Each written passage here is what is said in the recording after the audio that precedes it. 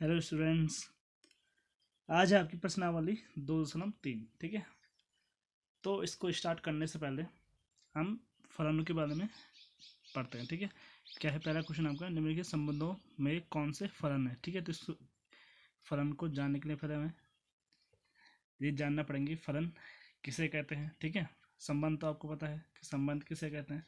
अब हम जानेंगे कि फलन किसे कहेंगे। ठीक है, तो फलन है आपका कि एक समुच्चय ए से समुच्चय बी का संबंध f एक फलन कहलाता है यदि समुच्चय ए के प्रत्येक अवयव का समुच्चय बी में एक और केवल एक ही क्या हो प्रतिबिंब होता है। ठीक है, प्रतिबिंब यानी उसकी इमेज। ठीक है, तो समुच्चय ए हमने ले लिया कोई, जैसे ये हमारा समुच्चय ए हो गया और ये समुच्चय बी। ठीक है, तो इसमें ले लिया मैंने एलिमेंट 1 2 3, इसमें ले 4 5 6, 1 की इमेज है 4, 2 की इमेज है 5 और 3 की 6। ठीक है, तो ये आपका जो फलन है ये क्या हो जाएगा आपका f इक्वल टू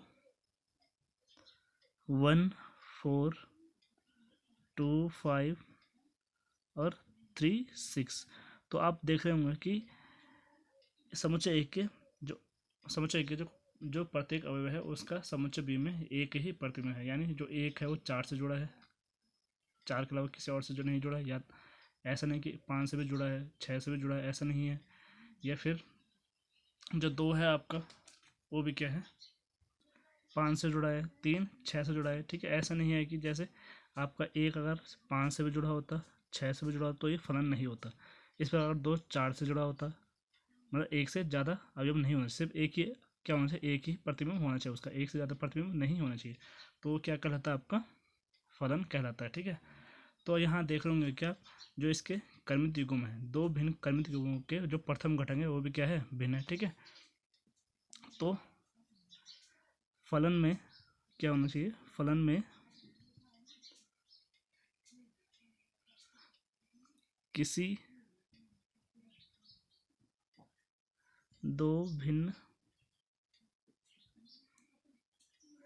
क्रमित युग्मों के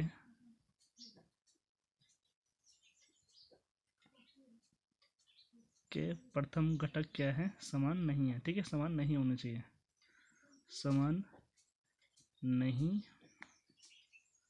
होने चाहिए। ठीक है, अगर समान होंगे तो क्या होगा, वो फलन नहीं होगा, तब वो क्या होगा एक संबंध होगा। ठीक है, समान नहीं होने चाहिए। ठीक है,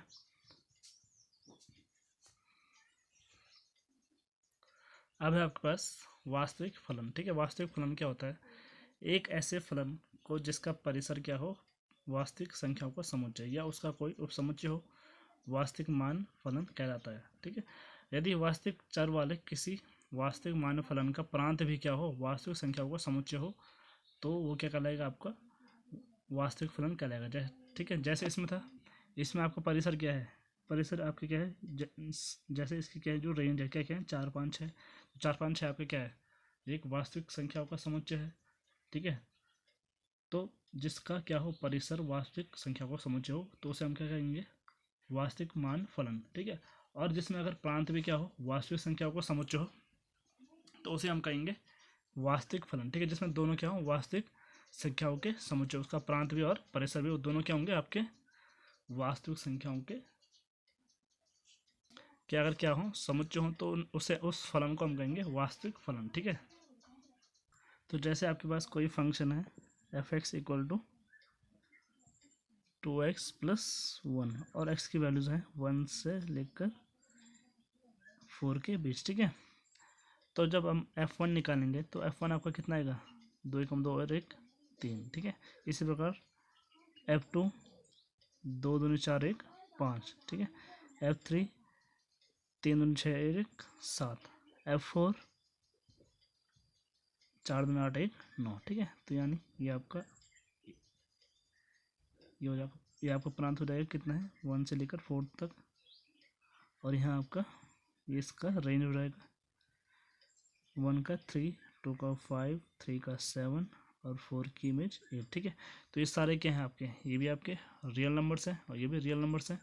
तो इस प्रकार आपका जो एफ एक्स है, अतः जो आपका फलन है तब फलन एफ क्या है एक वास्तविक फलन है, ठीक है, क्योंकि इसका क्या है, आपका प्रांत भी वास्तविक संख्या का समुच्चय है और आपकी जो रेंज है वो भी वास्तविक संख्या का समुच्चय है, ठीक है। तो इसलिए ये क्या है, आपका एक वास्तविक फलन है, ठीक है।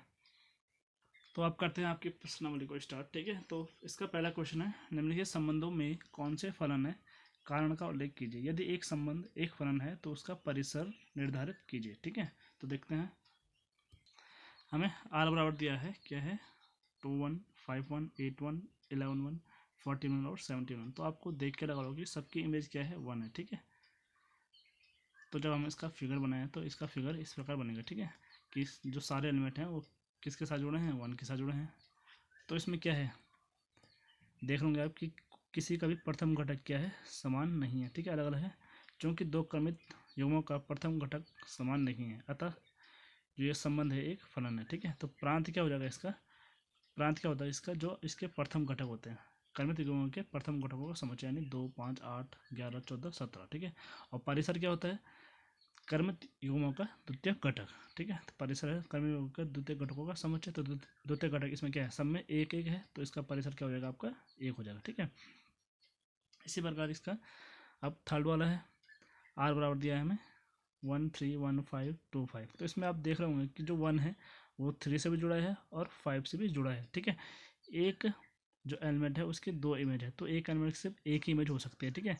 ऐसा हो सकता है कि जो यहाँ का एलिमेंट है उसकी यहाँ दो प्री इमेज हो सकती है, यानी 3 2 के साथ भी जुड़ा हो सकता है, एक के साथ जुड़ा हो सकता है, तो फलन होगा। पर ऐसा नहीं हो सकता कि जो प्रांत का जो अवयव है उसके दो क्या हो, इमेज हो, ठीक है। तो क्या है, चूँकि क्रम युग्मों को 1 3 तथा 1 5 के प्रथम घटक समान, ठीक है ना, समान क्या है, यह एक है और ये यहाँ भी एक है। तो यह हम कह सकते हैं कि अवयव 1 के दो प्रतिबिंब 3 और 5 है, अतः यह एक फलन नहीं है, ठीक है। अब क्वेश्चन नंबर सेकंड है, निम्नलिखित वास्तविक फलनों के प्रांत तथा परिसर ज्ञात कीजिए। फर्स्ट वाला है f(x) = -mod x, ठीक है। mod x क्या होता है, एक मापांक फलन होता है, ठीक है। तो इसको देखते हैं थोड़ा इसका। तो जो आपका मापांक फलन होता है,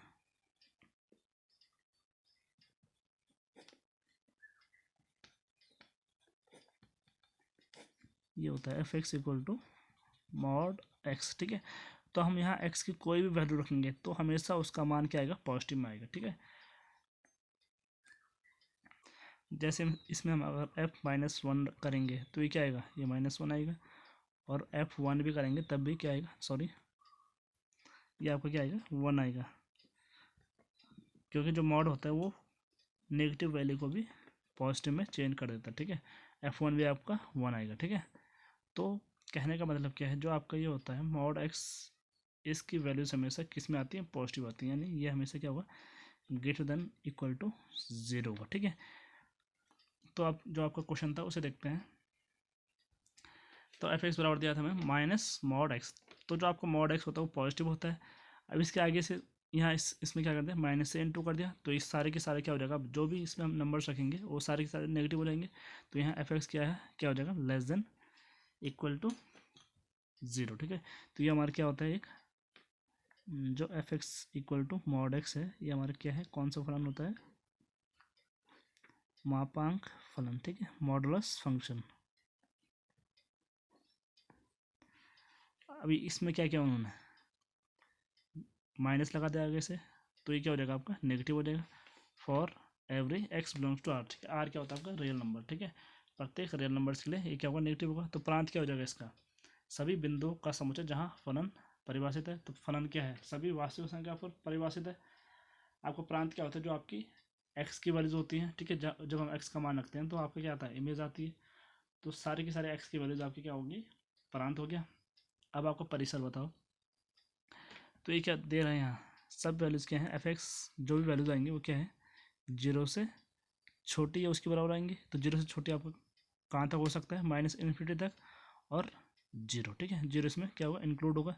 तो ये ओपन, ये क्लोज ब्रैकेट और यहाँ ओपन ब्रैकेट, तो इसका परिसर क्या हो जाएगा, -∞ to 0, ठीक है। अब इसका सेकंड वाला है f(x) = √9 - x²। तो फलन को परिभाषित करने के लिए क्या होना चाहिए, जो आपका अंडर रूट के अंदर जो भी वैल्यूज होती है वो हमेशा 0 से बड़ी या उसके बराबर होनी चाहिए, यानी 9 - x square greater than equal to 0, तो यहाँ से क्या आ जाएगा 9 किसका स्क्वायर होता है 3 का, तो इसको हम लिख सकते हैं 3 square minus x square greater than equal to 0। ऐसा हमने क्यों लिखा, क्योंकि हमें ये फॉर्मूला पता होता है कि a square minus b square बराबर क्या होता है आपका a plus b a minus b, तो इसके इक्वल टू क्या आ जाएगा आपका 3 plus x 3 minus x less than equal to 0। तो जब हम कौन सा करते थे, जब हम गुणनखंड विधि से सॉल्व करते थे उसके बराबर 0 होता था, तो या तो फर्स्ट वाला 0 होता है या सेकंड वाला 0। इसमें क्या है ग्रेटर देन इक्वल टू 0, तो इसको हम उसी प्रकार लिखते हैं, या तो आपका 3 plus x greater than equal to 0 होगा या 3 minus x greater than equal to 0 होगा। तो जब ये 0 होगा तो इसमें हमने क्या किया, दोनों पक्षों में 3 घटाया, ठीक है, क्योंकि प्लस 3 है, हमें यहाँ एक्स को अलग करना है, ठीक है। तो ये क्या होती है आपकी रैखिक असमय होता है, ठीक है। इसको हल करने का एक ये मेथड होता है कि हम जो भी करते हैं दोनों पक्षों में करना होता है, ठीक है। तो -3 किया तो यहाँ क्या होगा 3 प्लस एक्स -3, तो -3 से +3 कैंसिल, और यहाँ -3, तो एक्स क्या है x greater than equal to -3 आ गया। और जब हमने इसको लिया 3 minus x greater than equal to 0, तो दोनों पक्ष में क्या करेंगे उसी प्रकार 3 घटाने पर, तो हमने किया 3 minus x -3 greater than equal to 0 -3, तो यहाँ -3 से 3 कैंसिल, तो -x greater than equal to -3। अब हमने क्या किया दोनों पक्ष, यहाँ हमें x क्या चाहिए पॉजिटिव चाहिए, तो x को पॉजिटिव करने के लिए दोनों पक्षों में हमने क्या कर दिया -1 से गुणा कर दिया, ठीक है। जब -1 से गुणा करते हैं माइनस चिन्ह से गुणा करते हैं तो इसका साइन क्या हो जाता है चेंज हो जाता है, ठीक है। यहाँ ग्रेटर देन इक्वल टू था, तो अब क्या आ जाएगा लेस देन इक्वल टू, तो ये आ गया माइनस का plus x less than equal to minus का +3, ठीक है।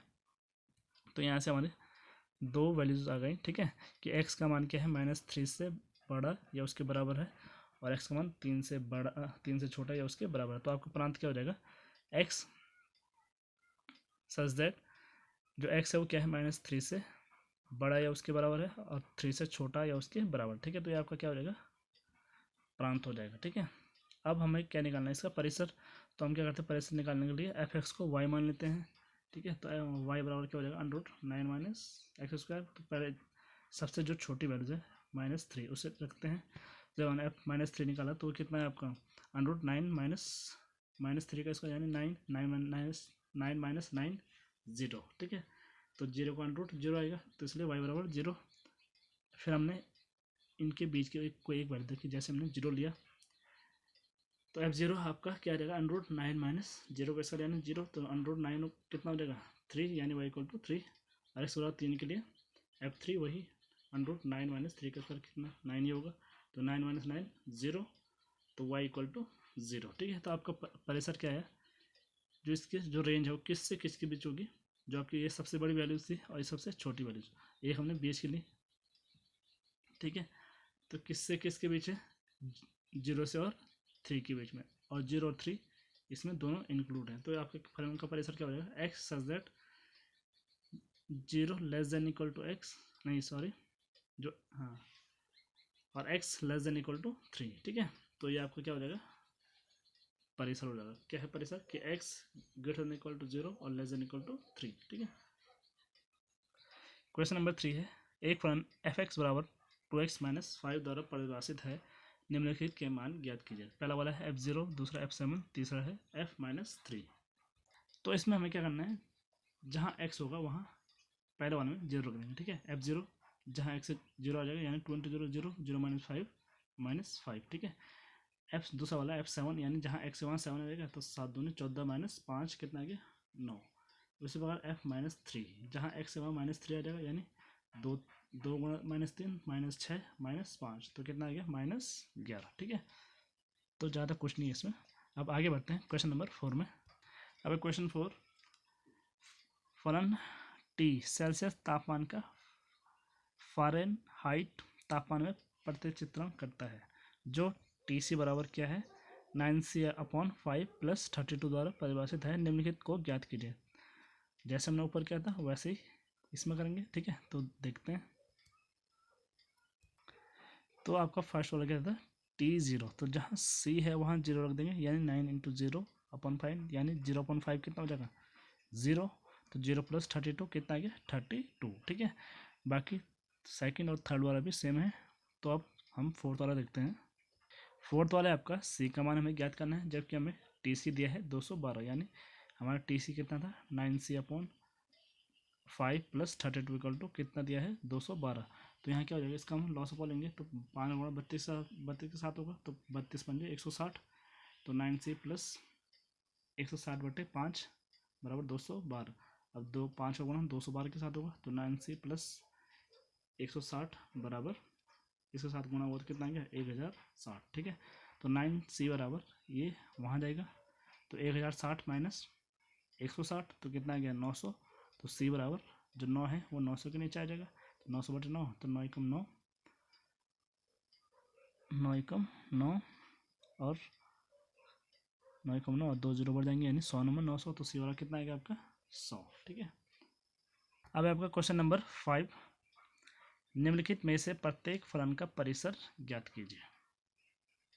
पहला वाला है एफ एक्स बराबर 2 - 3x और x बिलोंग्स टू r और x क्या है 0 से बड़ा है। ठीक है, दिया है हमें कि x क्या है ग्रेटर देन 0।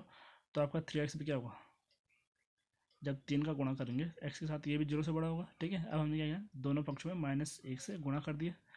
तो जब हम अभी मैंने बताया था जब हम माइनस से गुणा करते हैं तो जो साइन है वो चेंज हो जाता है। ठीक है, जैसे लेस या ग्रेटर देन था तो लेस देन हो जाएगा और अगर लेस देन होता तो ग्रेटर देन आ जाता। ठीक है, तो -3x लेस देन 0। अब हमने क्या किया दोनों पक्षों में 2 जोड़ा, तो यहाँ 2 जोड़ेंगे तो क्या आएगा 2 - 3x और यहाँ 0 + 2 2।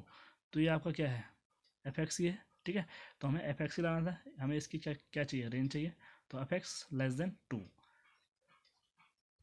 तो जो आपका एफ एक्स है वो क्या है 2 से छोटा है। ठीक है, यानी जो उसकी रेंज है इसमें इस फंक्शन की रेंज वो सब क्या है 2 से छोटी है। तो फलन का परिसर क्या हो जाएगा एफ एक्स के सभी मानों का समुच्चय। ठीक है, तो 2 से छोटे हैं, कितने छोटे होंगे -इन्फिनिटी तक। तो -इन्फिनिटी टू कहाँ तक है 2 तक। ठीक है, तो ये इसका परिसर हो गया। ठीक है, क्योंकि इसमें लेस देन था इक्वल टू नहीं था तो इसलिए हमने क्या दिया ओपन ब्रैकेट। अब है आपका सेकंड वाला f x equal to x² + 2, जहाँ x क्या है एक रियल नंबर से। तो रियल नंबर का आप अगर आप स्क्वायर करोगे तो वो क्या आएगा हमेशा 0 से बड़ा या 0 के बराबर आएगा। ठीक है, अगर 0 का स्क्वायर करेंगे तो 0 आएगा, या किसी और नंबर का करोगे तो हमेशा 0 से बड़ा आएगा। तो this implies x² greater than equal to 0। अब हमने क्या किया दोनों पक्षों में 2 जोड़ा। ठीक है, जब हमने 2 जोड़ा तो ये क्या आया x² + 2 greater than equal to 2। ठीक है, तो ये हमारा क्या है एफ एक्स है। ठीक है, तो f x greater than equal to 2। तो ये आपकी जो रेंज है वो क्या आ गई, जो आपका परिसर वो क्या आ गया, जो एफ एक्स है उसका मान क्या है 2 से बड़ा है उसके बराबर है। तो 2 से बड़ा कहाँ तक हो सकता है अनंत तक हो सकता है। ठीक है, क्योंकि हमें पता नहीं है कि जो आपके एक्स है वो कहाँ तक है। ठीक है, क्योंकि एक्स हमें रियल नंबर दिया है तो ये रियल नंबर हमारे इन्फिनाइट तक हो सकते हैं। तो रेंज भी क्या होगी इन्फिनाइट तक होगी, और कहाँ से स्टार्ट है 2 से। ठीक है, तो ओपन क्लोज ब्रैकेट 2 से लेकर इन्फिनिटी। ठीक है, तो यहाँ क्या आ गया ओपन ब्रैकेट। ठीक है, अब आपका थर्ड वाला f x equal to x, x belongs to r. तो क्योंकि आपका जो क्या है एफ एक्स बराबर क्या है एक्स है, यानी ये क्या है एक आइडेंटिटी फंक्शन तत्समक फलन है। ठीक है, ये हमारे क्या है क्या होता है एक तत्समक फलन। ठीक है, तत्समक फलन। तो हम x का कुछ भी मान रखेंगे तो एफ एक्स वही होगा। ठीक है, यानी जो आपका प्रांत है वही आपका क्या होगा परिसर होगा। तो आपका प्रांत क्या है x क्या है x बिलोंग्स टू आर है, यानी प्रांत आपका r है तो परिसर भी क्या होगा r होगा। ठीक है, यानी r क्या होता है आपका वास्तविक संख्याओं का समुच्चय। ठीक है।